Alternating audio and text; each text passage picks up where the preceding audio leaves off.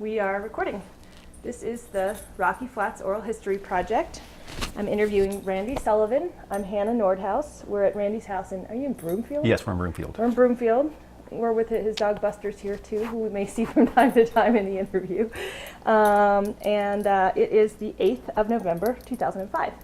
So Randy, to get started, if you could just tell me a little bit about your background, when you were born, where, what your father did, mother. I was born in 1957 in Denver, Colorado. My father is a retired airline pilot. He was a captain for Continental Airlines for 33 years. My mother's always been a housewife. I have two older brothers. They're both here in Colorado, close by. I'm a Cherokee, a citizen of the Cherokee Nation. I'm very proud of that fact. I've got a wife of 23 years. I have three children. My oldest is at UNC as a junior. My youngest just went to UNLV this summer in Vegas. And my daughter is here at Nativity Church in Broomfield. And that's my dog Buster, and the other one, Jackson, outside. Can I take Buster's collar off? Yeah. Just so it doesn't make as much noise. Yeah, he'll jingle jangle. What's that, Buster? So if you want to tell me a little bit about sort of how you ended up at Rocky Flats, your work history. Certainly. I had been working at the airport for many years for a small company called MROHP. We were a fixed base operation. And I decided I wanted a career and not a job. You know, anybody can get a job. I wanted something I'd be proud of that had a future. And I started testing for fire departments.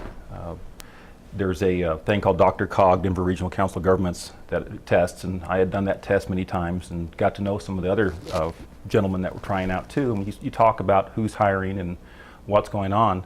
And I had heard about Rocky Flats having a fire department. Even though I grew up in Colorado, I never realized that fact. One of my next door neighbors when I was a young kid, his dad worked at Rocky Flats, and back then he worked for Dow. And back in the 60s, we didn't know what he did.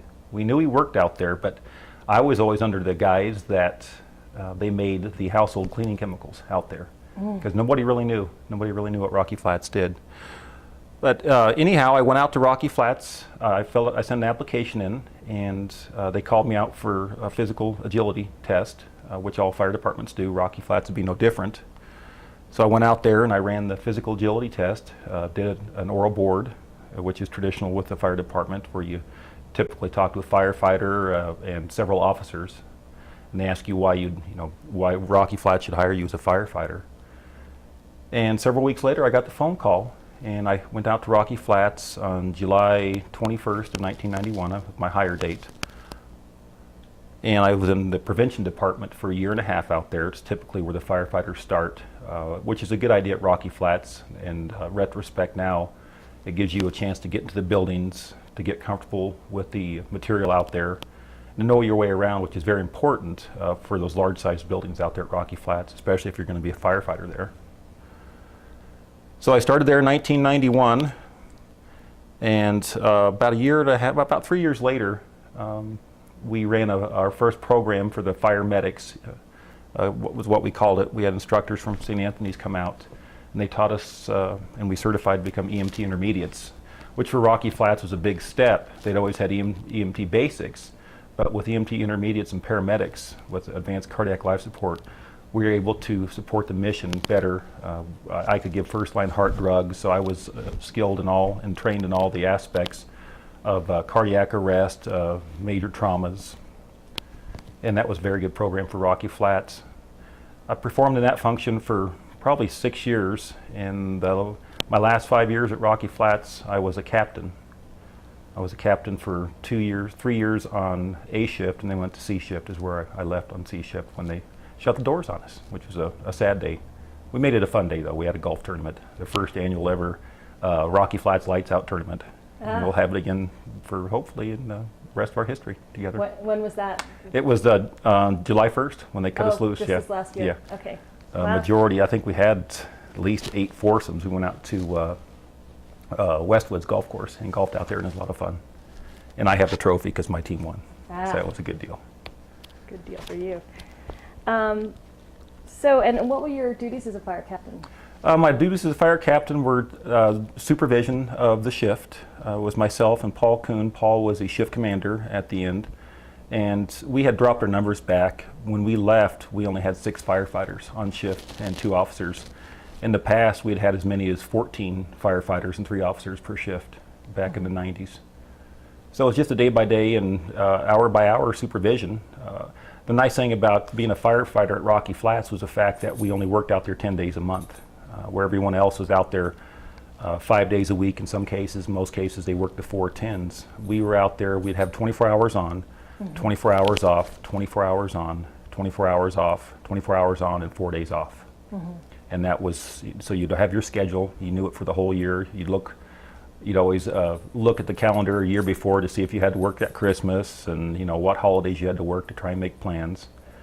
But that was a great way to work at Rocky Flats, to be out there that short a time. Plus it enabled us to work unlimited overtime pretty much. So when did you learn what Rocky Flats did? I knew what Rocky Flats did. The environment started changing and the public knew more about it. So just growing up here, I don't know at what point in time, I had the realization that they worked with nuclear material out there, but of course they had been in the newspaper quite a bit. And I knew going in that I'd be a nuclear firefighter, and there's not many of us that do that particular job. Just a few DOE installations, and it sounds like a lot of them actually don't have the nukes, I've been to Idaho. We went to Idaho when their firefighters went on strike.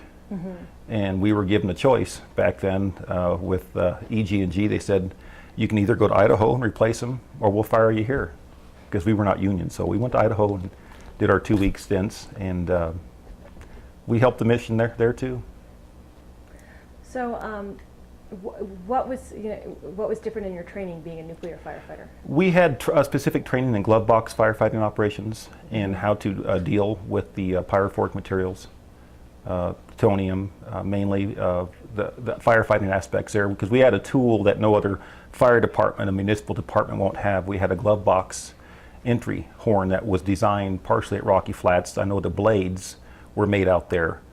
And what they were, that was a CO2 extinguisher with a fitting, a plastic bag that would go around the glove box, around the port for where the rubber glove is. And we had a very sharp knife with a sheath on it. We'd take that sheath off, put the plastic around the glove, and then we'd put with that knife, we'd cut the lead glove out, stick the horn inside, and discharge the CO2 extinguisher. Wow. That was a very effective way, because obviously we did not want to put water on the plutonium, which could cause a lot of bad things. Right. But other than that, we had a lot of hazmat. We were a fully functioning fire department. We had a great budget. We had the best of the best on the equipment. We had a wonderful hazmat truck with all the equipment, so we were all hazmat technicians, operations and technicians trained, because we did have a lot of hazardous material at Rocky Flats we had to deal with. We had like I talked about earlier, we had the EMT intermediate program, which was for advanced cardiac life support. And just the building knowledge is what was very necessary, because a lot of the buildings were built to be confusing for someone who didn't belong there, if they got in there, to find their way to where they wanted to go. So we worked hand in hand with the guards a lot. And really just the nuclear training. We went through the regular training like the rest of plant site, Rad Worker 1, Rad Worker 2. We had required classes every year and our recertifications and that information, which was very necessary. Hold on, I'll stop it for a second.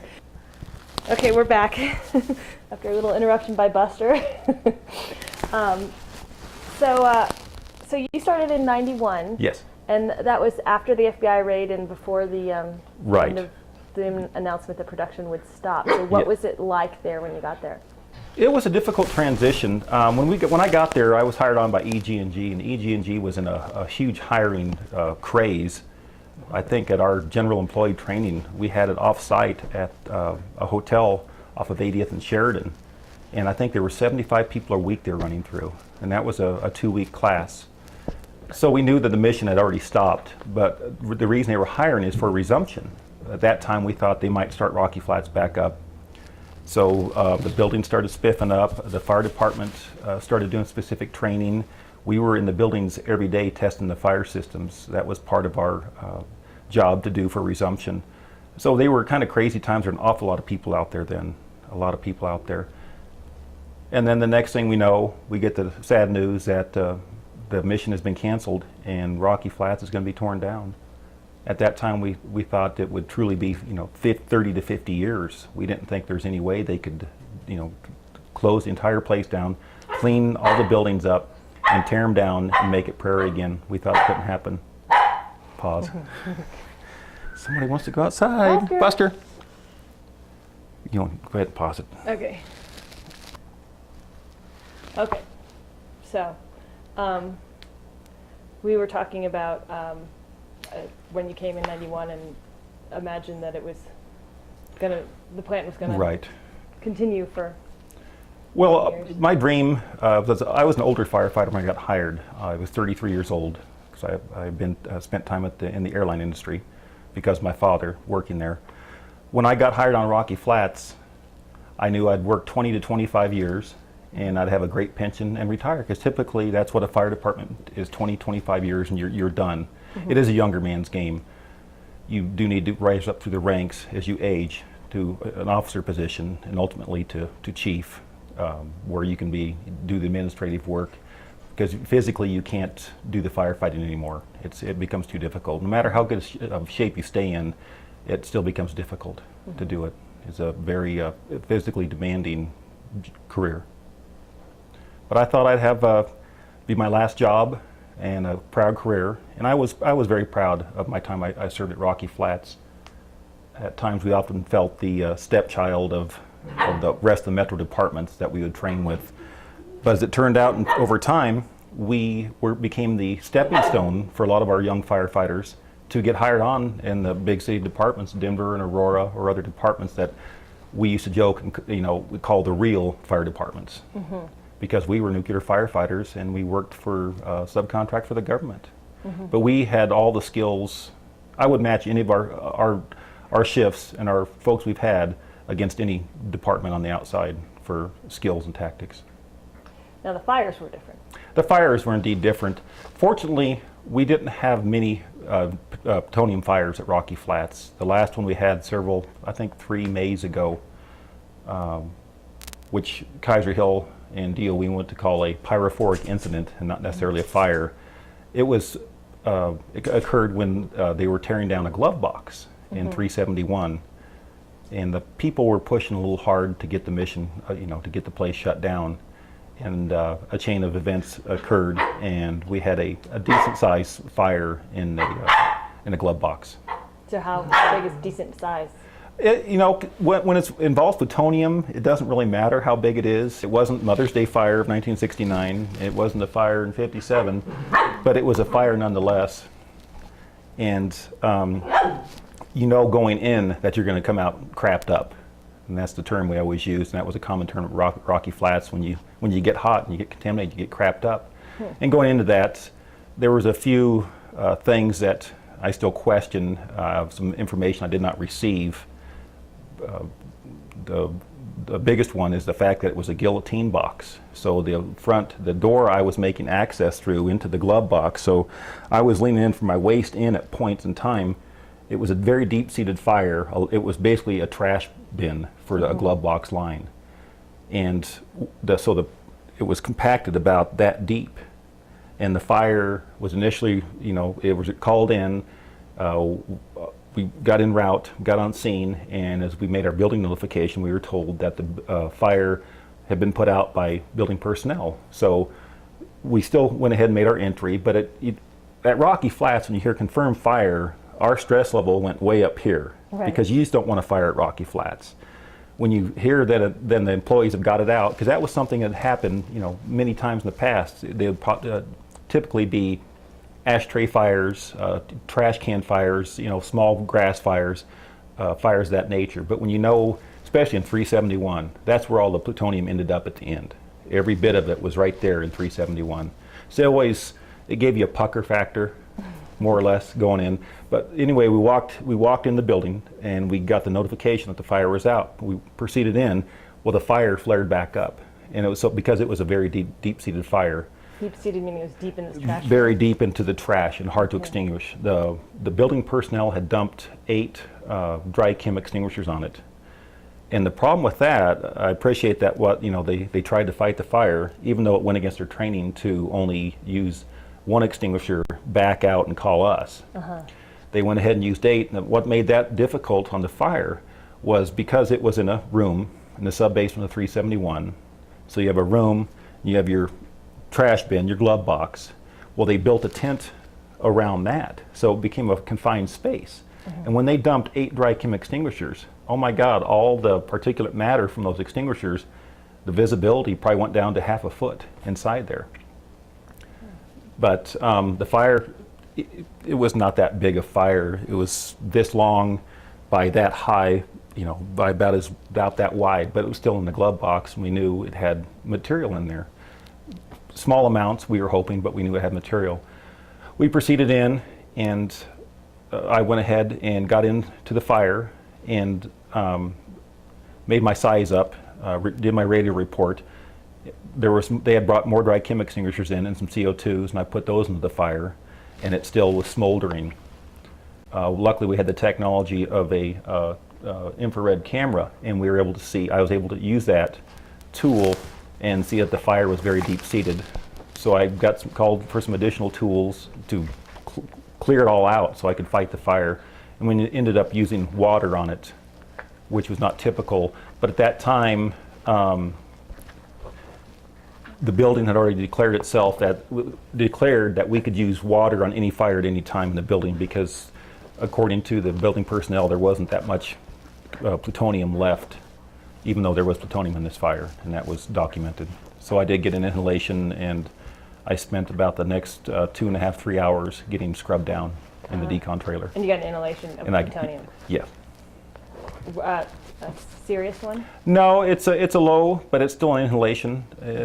I'm looking forward to, I was told out there that after 1,000 days I should get another fecal sample, and just to see where, where my contamination is at, if it's found a happy home, and how much of it's dissipated, because it will, break down naturally over time, depends on the size of the dose you get.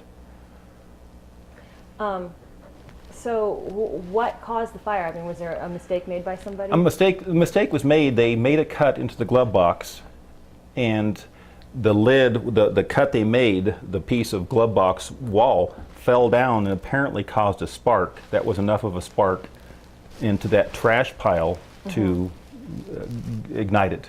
And they knew there was plutonium in the trash pile? Or they assumed? I think they assumed, but they went ahead with it anyway. There should have been more precautions taken, but there was not. And like I talked about that guillotine door, that was a loaded spring door that I was reaching in. It was designed to come down like that, like a guillotine, hence the name. And to realize that, most times I had my arms in there, and the worst case scenario, I was in there up to my waist, and if that would have came down, it would have been a whole different outcome. It didn't. Did you realize at the time? No, you could not see in there, and I was not given that information till the hot wash, till the meeting after the fact, that was a guillotine door, and that disturbed me. That did disturb me.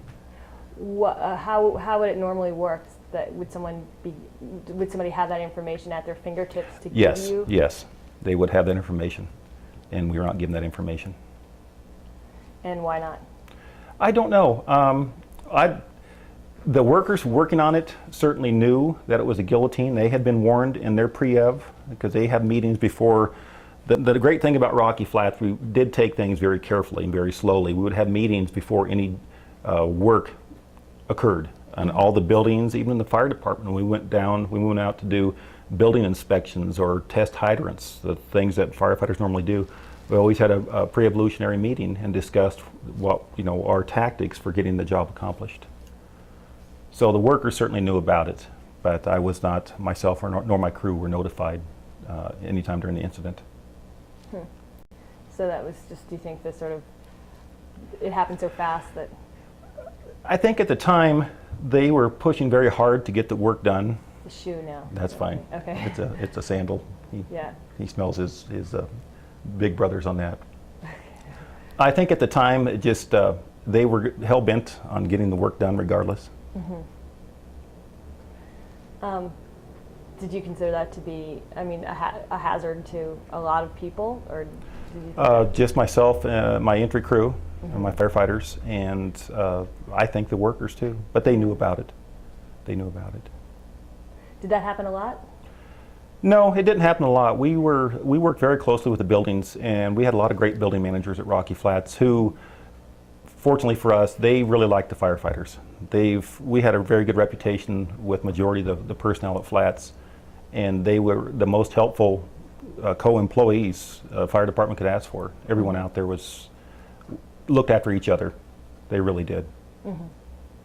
So, and did you were fighting that fire with somebody else or alone? I was fighting it with, I had a firefighter with me, one firefighter with me, and there was some support personnel.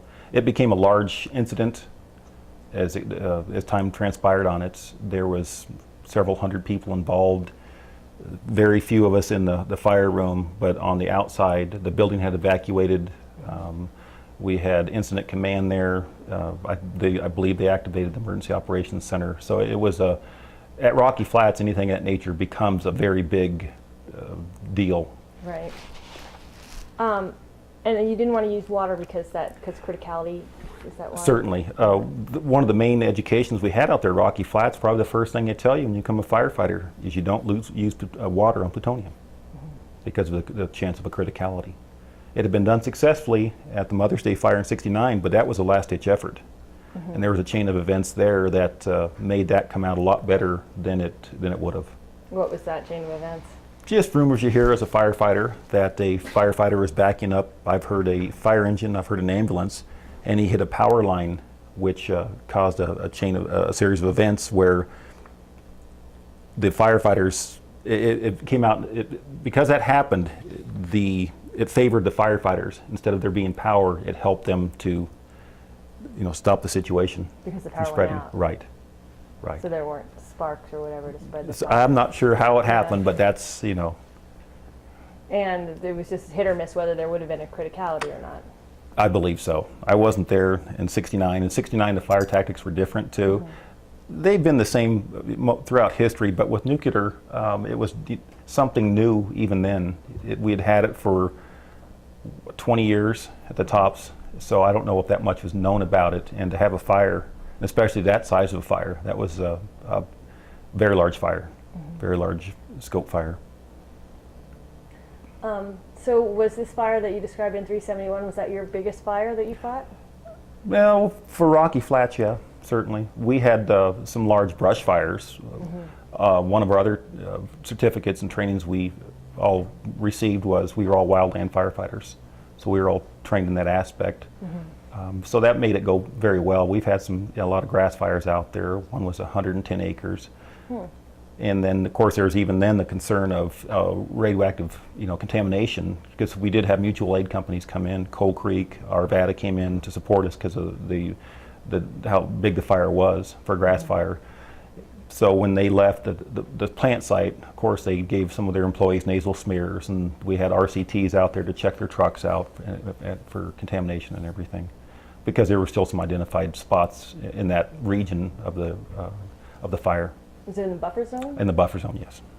And what were they, lightning caused? Yes, that fires? was. Those were lightning caused. Matter of fact, I saw the lightning strike. Oh yeah. We were at the Westgate, myself and another firefighter at the time, picking up a pizza for dinner, and we saw the lightning strike, and then we stopped and both kind of went, whoa, because that was really close, and thought, well, let's go back and just check, and sure enough, it started kicking. So we got on our radios and called it in, but unfortunately that day we had winds, and that wind really pushed that fire to a good-sized fire very quick. Were you concerned that it would threaten the facilities? No, the plant site personnel did a really good job of keeping weeds and combustibles away from the buildings.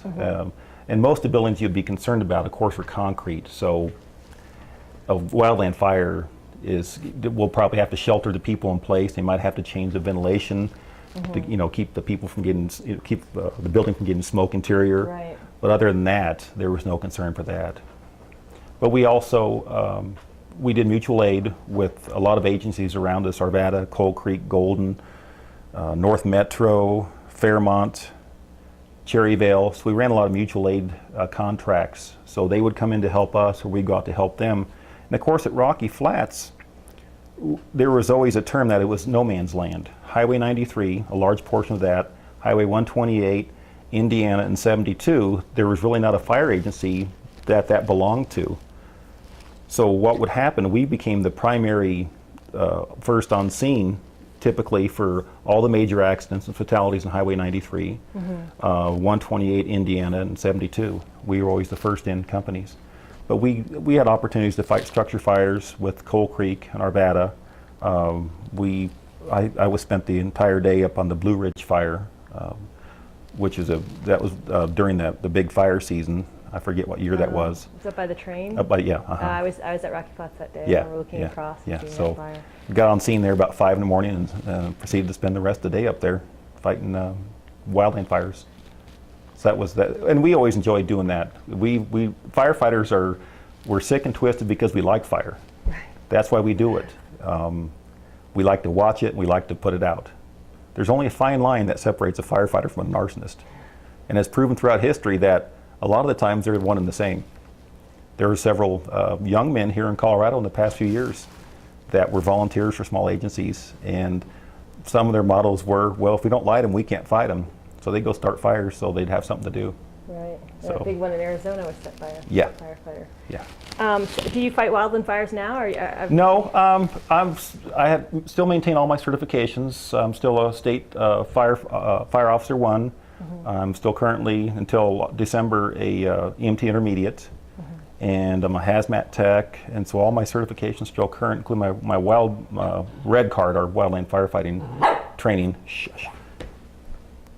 And I had thought about it, but like I said, that's definitely on wildland firefighting. That's definitely a young man's job. Yeah. That Blue Ridge fire, because we used to stay in really great shape at Rocky Flats when we had 119. We had the gym that we shared with the plant site employees, but mainly the guards. I think all the equipment belonged to the guards. And every day we were on duty, we would spend an hour and a half to 2 hours at the gym every day working out. That's what firefighters do, like to remain in shape. Unfortunately for us, before that Blue Ridge fire, we had lost the gym, all the equipment, and they tore it down. But they, if I'd been in better shape, it would have been a little bit easier. But that hill was very, very steep. Yeah. And the firefighter on my truck, he had bad knees. So from playing baseball catcher for all his life, so he couldn't make it up those hills. So he just pumped the truck for me, and I did all the firefighting with another crew. No, Yeah, she there too you close go. to that. Yeah. Just want to make sure he was starting to chew on the Oh yeah. cord. You'll find that shocking, dog.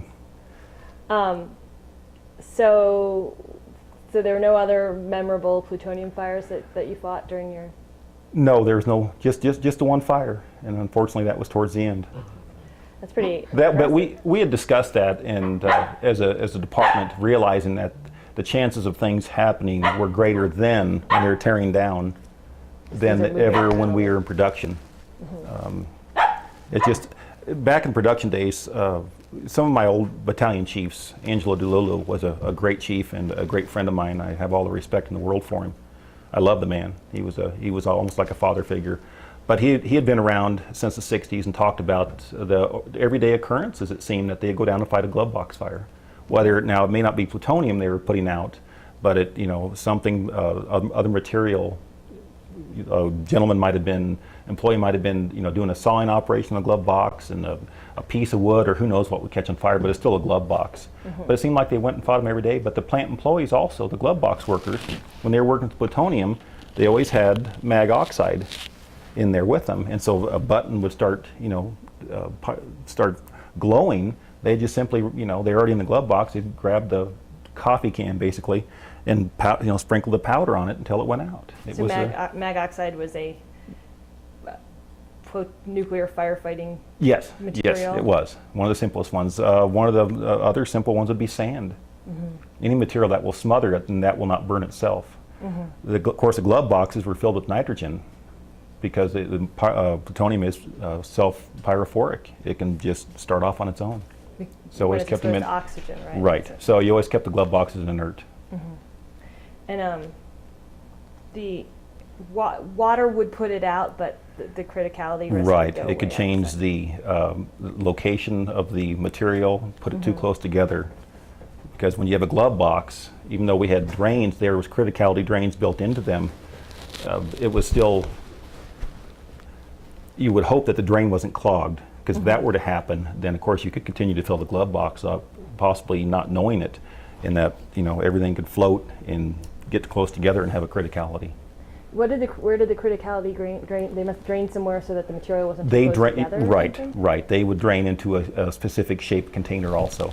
Everything out there was engineered on the glove boxes for safety, which was good for us, because we were the ones that were the last ones to be with it before something happened. Right. He's back on the sandal. That's good. At least he's not barking. So, I guess you said you weren't union, but some of your counterparts were? Well, we had tried the union. There was a push to unionize the department in probably 1992 or 93. The union representatives came out. We were trying to become part of the IAFF, which is Traditional International Association of Firefighters. Unfortunately, the vote went to non-union. Basically, the company came in and offered the firefighters more money, and not better conditions, but mainly more money. And so the union went away. Did you supported the union? I did at the time. I was told to. I was on prevention at that time, and the funny thing with the vote, because there was prevention and there was shift, the firefighters who were on duty, the 24-hour shifts, and they were the ones telling us to vote union. So the day of the vote came, there was 12 votes union and the rest non. Well, the only ones voted union were the guys in prevention. The guys on the shift who got more money voted it down. But I don't think it was that necessary at Rocky Flats. It really wasn't. Things turned. We did have a terrible turnover ratio all the years I was out there. It was, like I said earlier, we became a training department for outside departments. So the government and the taxpayers would spend the time and the money. We'd hire a firefighter, put him through an academy. We'd get him his Q clearance, and the next thing you know, he'd be hired on another department somewhere else. And was the pay better, or it was just more glamorous? At one point in time, the pay was better elsewheres. I actually turned down a job from Longmont Fire Department because we had just got a bunch more money at Rocky Flats, and I thought, gosh, I'll still have to go through an academy and have to get a part-time job, and then be a Longmont firefighter. But the money really became much better at Rocky Flats in the last several years than any department I could have worked at in the state of Colorado. That was after the union vote, or? No, that was, I think, just changing conditions and realizing that we were losing a lot of firefighters.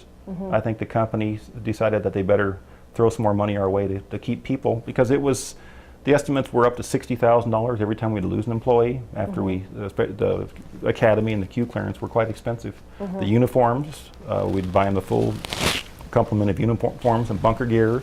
And the helmets are $400 in some cases, the leathers.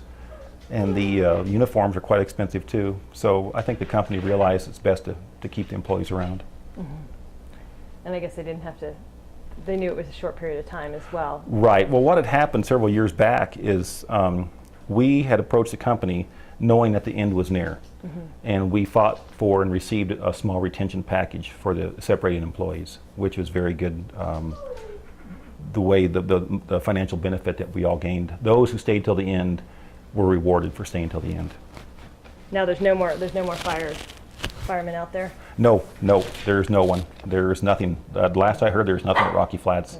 The two old guard gates, not old, they were the newest buildings on plant site. They were built after 9/11 and security heightened. The company built a gate at a search post at the east and west gate. And what the guards would do, randomly, they would wave a car into there, and they would do a full search on the car and the employee. And the Game and Fish Department, or the Division of Wildlife, who's going to receive Rocky Flats after it's been blessed, they asked the company if they would keep those buildings there so they could utilize them for storage and for a place for their few employees who will have out there.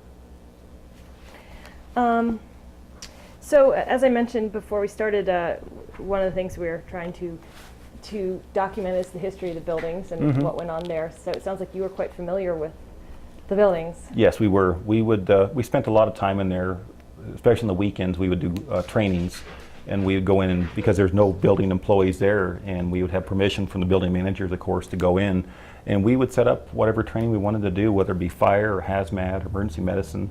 So we spent a lot of times in all the different buildings training on the job we do, and also familiarity for the buildings. We always had a lot of new employees, it seemed, because of our turnover rate. So we constantly stayed in the buildings. And then also we did our pre-plans, which is yearly. We would take the shift out, the crew out, and we'd go do building inspections and then come up with the pre-plans. So that would serve up two purposes: familiarity of the buildings, and also for our pre-plans that we'd keep in our fire trucks. If we had any questions in the buildings, because like I said, they were very large and also confusing unless you were in them all the time, of locations of whether it be pull stations or fire phones or the fire control panels. So it was helpful to have that and know where identification was. And a lot of the buildings is even pinpointed down to the column in a building. They would be marked, and we would have that on. We would have the blueprints of the buildings, and then make our corrections or changes off of that for our pre-plans. So because the building itself didn't always match the blueprints? Oh, it did, yeah. I mean, certainly there were times, especially when after resumption, where they changed the complex quite a bit, the internal complex of the building. There'd be walls down, or when they changed 371 for the PUSPS to safely, put into safe configuration plutonium for off-site shipment for storage at another facility, they changed the entire part of the building for that, strictly for that. So we'd have to keep up to date, sometimes weekly and monthly, on changes of the buildings. And they were very good at notifying us what was going on. 371 was the new building? 371, yes. And PUSPS is plutonium? Uranium. Uranium. Pirate forks. We called it PUS. Plutonium, uranium. I don't remember. Stabilization and packaging system. Okay. Something like that. Okay. It was interesting to see that. We would go in as they were building that, and what they would have was you'd see a bunch of equipment from Germany and a bunch of equipment from England. At that time, we also had uncleared foreign personnel in there, and they were the engineers for the people we had hired to help us make this system to package the plutonium safely. Mm-hmm. And so you'd always see the signs, uncleared personnel in the building. So what that always told you is, watch what you talk about. There's foreigners in here. I think the strangest foreign experience we had out there is when the Russians came out to visit Rocky Flats. That just, growing up as being born in 1957 and going through the Bay of Pigs and having a vague remembrance of that growing up. And back then you always had the Russians were the bad guys and we were the good guys. We were at war. And so to see Russians at Rocky Flats, it struck, I think with me it struck a nerve for a while. Mm-hmm. It was just interesting. Even though everything had changed, the Cold War was over, and that's why they were visiting. It was still interesting to see that. Were they visiting? They were visiting to work on the site, or no? They were visiting, touring Rocky Flats. They had been invited. Russian scientists had been invited to come tour Rocky Flats, and of course, even nowadays, I'm certain there was probably a couple of people in there who weren't really scientists, but they were just making sure we were doing what we said we were doing, and we would have personnel over there too, touring and making sure that they're dismantling their nuclear armament structure, because we had to get the nukes way down, and so I think that there were some people there checking on that too. So did you have a favorite building? The fire station. It was my second home. And the guys out there there was marvelous employees, marvelous firefighters I worked with. I have a lot of close friendships with quite a few of them still. We recently started a Rocky Flats firefighter group on Yahoo, so we all are still able to visit via email. Mm-hmm. I talk to some of the guys several times a month, and we just kind of check up and see how we're doing. If we found jobs, is a lot of the talk, and just visiting. That was my second home and my second family. It really was.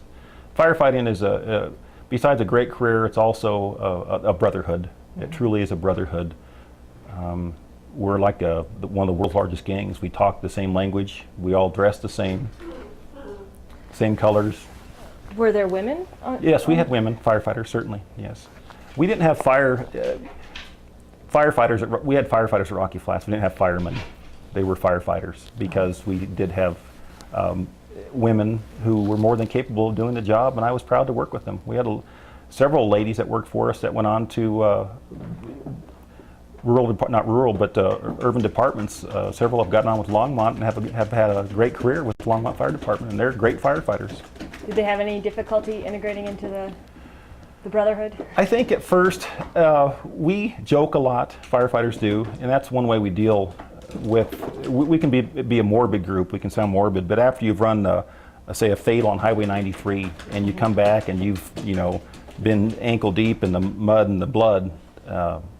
You come back and I think we kind of debrief ourselves and de-stress ourselves by talking about it, and a lot of times it's morbid humor. But firefighters, because we are together 24 hours, you get to know each other's strengths and weaknesses. And there's a lot of kidding and a lot of practical jokes that go on in the firehouse, and that's tradition. It is tradition. Some of it got, not at Rocky Flats, but other departments gets carried away and it becomes hazing. We never did that. But everyone got along great in most cases, and we were not adverse to having women in the fire service. What about as a member of an ethnic minority? Did you ever encounter any resistance? Oh yeah. But you know what? I'm proud of being a citizen of the Cherokee Nation, and my nickname was Two Dogs. I still use that quite frequently. My wireless network is set up as Two Dogs Incorporated.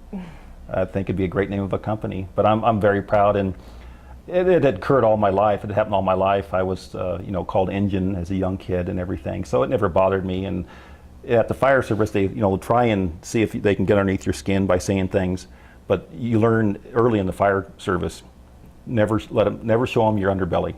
Never lay down like a dog and go submissive.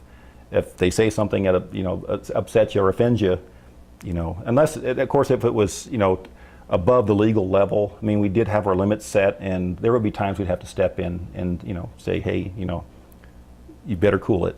But for me, it never bothered me. I was proud to be, as far as I know, possibly the only Cherokee firefighter in Rocky Flats history. So my legacy will live forever as Two Dogs, which I'm fine with that. They called you Two Dogs. That's not your Cherokee nickname. No. Cherokees, no. We don't have. We're a civilized tribe, one of 5 civilized tribes. So we have ordinary names, unlike the Lakota or Now there'd be there's family members, relations that are otter lifter and more what people think are traditional American Indian names. But no, I'm just Two Dogs is a nickname.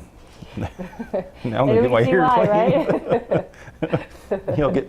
Every morning this dog cleans my ears so good. My wife lets him out of the kennel, and here he comes. He did that with my youngest son. And he's got the longest, skinniest tongue. My son would lay there and let him clean his nose every morning, and he'd go way deep.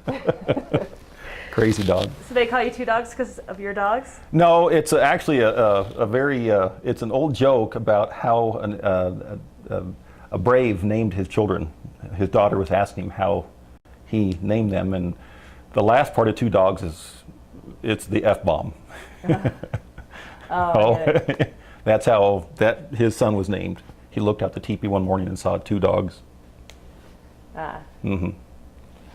So but the ribbing that you got was always. It never bothered cheerful? me. It was always cheerful. No, it was never meant to hurt me in any way. I always. It never bothered me. It never bothered me. Probably because I'd grown up with it. So it never, And I'm not a small fella. I'm 6'2", almost 200 pounds. So. And I have the temperament where things don't bother me anyway. They really don't. Well, is your what's the history of your Cherokee heritage? Is your mother, your father? My mother's side from Stillwell, Oklahoma, and we had just gone down over Labor Day weekend to Tahlequah, which is the headquarters of the Cherokee Nation. We went down there for the Cherokee National Holiday. My mother and father, my wife, my daughter, and I went down there, and it was a great experience. Great experience. I felt very much closer to my roots. Is your wife of Native No, American? she's German and French, or yeah, just a little white gal, I call her. She's not my squaw. So, okay, we talked about the fire station. Were there other buildings that were particularly harrowing to work in or confusing? Oh, 371, or- 371, because it went down so darn deep to there was 3 levels underground. One of the old rumors at the fire station that one of the old battalion chiefs whose son worked there also at Rocky Flats, he said that building 371 was built on springs. And we always give him a ribbon about that because he actually stood up and said that. Well, did you know that 371's built on springs for earthquake? It's like, okay.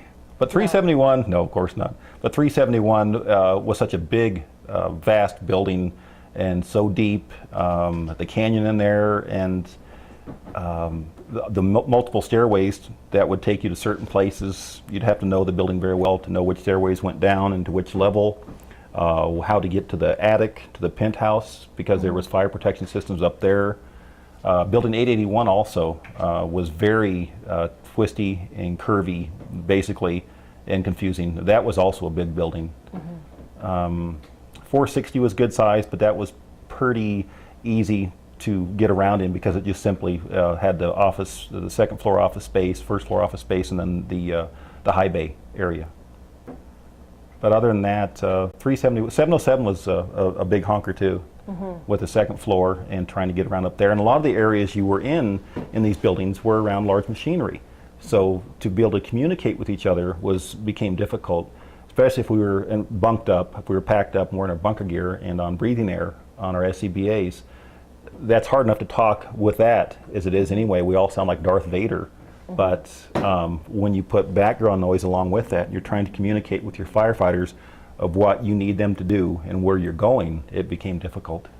So how big are these machines? I mean, Well, you would have the building heating and air conditioning systems basically, and they were, some were quite old, and they were, the machines were run by a giant belt. And so there's always a lot of background noise with that. And well, especially for us, when we went in, if there had been an alarm that was sent in, that's typically why we'd be there, whether it be fire or EMS or glove box overheat, whatever, the alarms would go along with it. And so you'd have that constant noise, plus trying to communicate in your SCBA masks and trying to do the job. Now, do you think those buildings were built intentionally to be confusing, or was it just that everything was compartmentalized? I know, in particular, 881 was built to be confusing, they worked. It worked. It definitely became confusing. But it was also a big building. You know, we're talking buildings that were well over 200,000 square feet, and that's a big structure. Yeah. That is a big structure. Most fire companies, unless they have, maybe Inglewood with a warehouse district or some of the, now of course high rises were different for Denver. There's a lot of square footage, but they're not an industrial setting, especially with bad things in the industrial setting that we had. And most firefighters I know and talk to, go ahead and pause that. All right, we're back. So we're talking about you're talking about the buildings and the difficulty of finding your way around. Yeah, I think I pretty much covered. Yeah. Were there buildings that you knew like the back of your hand, or did you always have to consult plans? Most of them I did know like the back of my hand. I've been in the buildings for a lot of years. And if I needed to, I could always call back to the engine and get the pre-plans. But we'd always have, as a captain, my job was to go interior of the building and take a crew in and fight the fire, help the patient on an EMS or, mitigate the hazmat or whatever the circumstance may be. But we'd always have a shift commander or battalion chief or another captain on the outside working with the building personnel and assuming incident command. And so if I had any questions, I could always call back on my radio and get the information I needed. Sometimes I talk about the size of the buildings and how deep, especially 371 went. There would be a lot of times where we'd have no radio communications because the radios would not go out. So we'd worked out systems to relay information and questions. But you always felt comfortable because I always knew who was outside with me, and if I needed it, I would have it. There was never a question of that. Never a question of that. So, besides the radio communications, that being difficult in the buildings, I always felt comfortable going into the buildings, knowing, and also the building personnel, if all we had to do was ask, and there would be someone there and say, follow me, I'll take you where we're going. I'll take you where you need to go, where the patient is, where the fire is, what's going on. And then of course we would, keep them out a distance. They'd, take us there, but don't go in with us. We're got our bunker gear on, we're ready to fight a fire or, be with the patient, whatever. And so that's all they would simply do is take us there. But we had a lot of great folks out there. Rocky Flats had a BEST team, which stood for Building Emergency Support Team. And the fire department did the training of these building personnel. They worked in the building and knew the building very, very well. We would train them in basic first aid and firefighting, and their job was to help the fire department do our job. So that system worked very, very well for us. When you first came on site, when you got the job, had you ever been in an environment like that? Never, of course not, no. Rocky Flats was the only place like it on earth. I don't know necessarily if the other DOE sites are the same way. I only have the 2-week experience at Idaho, but Rocky Flats was a world into its own. It truly was. Had you ever been in an was it an industrial environment like that? Working at the airport, that was not the same though. The aviation is definitely different. I worked as a kid at Ralston Purina, which is a factory, but Rocky Flats was a factory. I made tinder vittles at Ralston Purina, and Rocky Flats we made pits, we made triggers. So no, never been around that setting before. What about the security? Did that take some getting used to? That was intimidating at first. There was times it became frustrating, whether there had been a report of something that might happen at Rocky Flats, or something going on in the world, and you would know coming in that morning because the lines would be really long, and it could take. I know during during the Gulf War, that sometimes it would take up to an hour and a half to get on plant site, and that was when you were at the east or west gate. Because the traffic slowed down, all the people, because they were doing more car searches, and so on. A lot of times it became frustrating, the security, but I knew why it was necessary, and it truly was. And we worked very closely with the guards also. We got along great with them. We respected them, they respected us. We teased each other occasionally. I think they were still mad because we finally beat them in a volleyball tournament at Flats. We had a great volleyball court out there, and we beat them one day. But they would call us hose draggers, and we'd call them pistol monkeys. And it was a running joke with between the fire security. But they were a lot of great guys. They really were, and they looked out for us. So you were there a year, and then production stopped. What did you how did you feel about that? I don't know, because if I had been there longer than a year, it might have given me a different outlook on it. But not knowing enough about it, I already knew that FBI raid had happened when I was hired on there, and not knowing necessarily which direction Rocky Flats was going to go. When production stopped, it just changed our mission a little bit, and our support role, because that's what we were, support of the site. But for me, not only for myself, only being there for a year, it really didn't change. I was still new enough there that I didn't really know what it meant.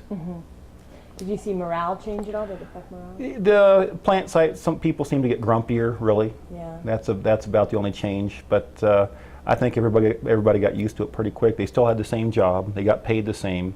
It just became a different mission. So what did you think about the cleanup? Are they doing a good job? Is it as clean as it should be? It still blows my mind that they got it done in that time frame. I know money drove a lot of it. I think Rocky Flats, now of course, like I said earlier, growing up in the 60s, knowing that was our enemy, we were in a Cold War, we were fighting the Cold War. When that, I would rather lose 6, 7, 8,000 acres of real estate than be speaking Russian today.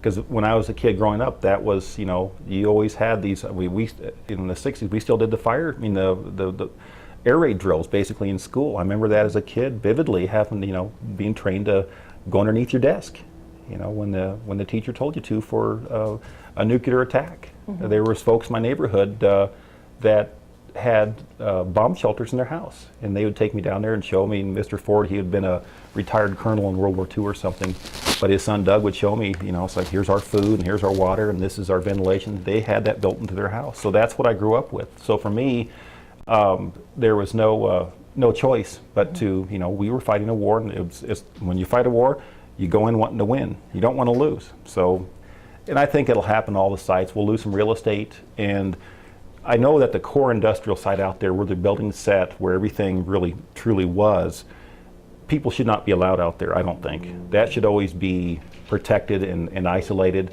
The rest of the buffer zone, I would feel comfortable of taking my wife and kids out there. I really would. I don't see, especially in the buffer zone, I don't see any true dangers. But I grew up in Arvada as a kid, and I drink the well water, and that at some point in time it probably come from Walnut Creek, or Great Western Reservoir, I mean.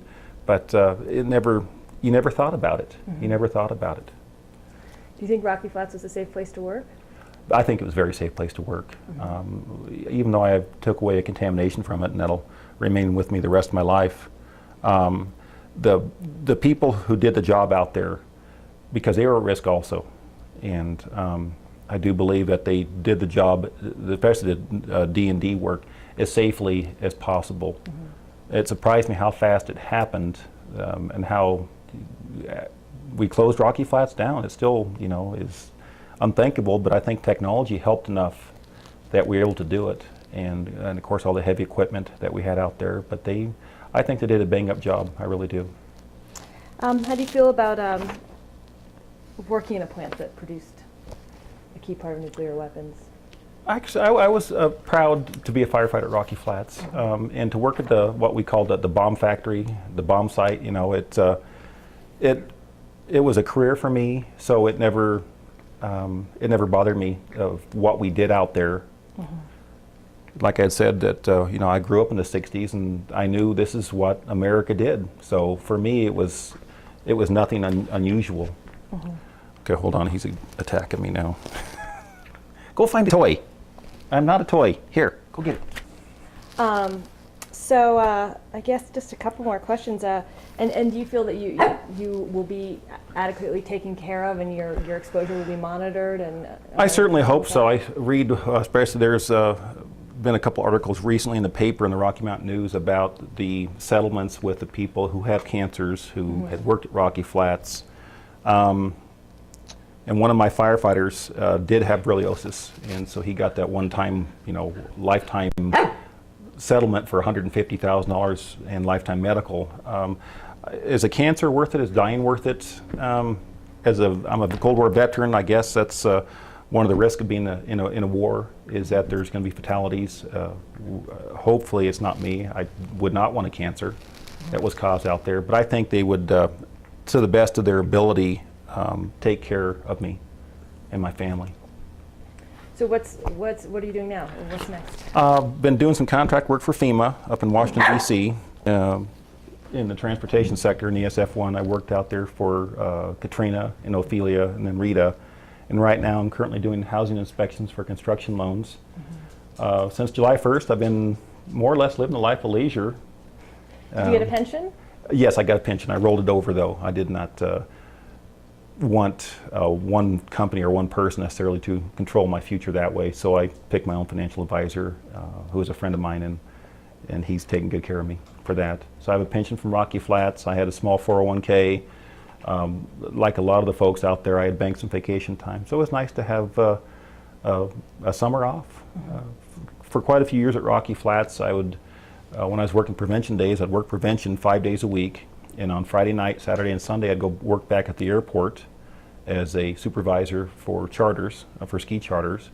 I had a small company for many years, draft installations. I installed draft beer systems in a lot of the larger and more famous venues around town. I installed the draft beer system at the Chop House, which was pretty neat, to push beer 180 feet. So I did a lot of beer installs during the big microbrew craze. I've more or less specialized in the microbrewery side of it.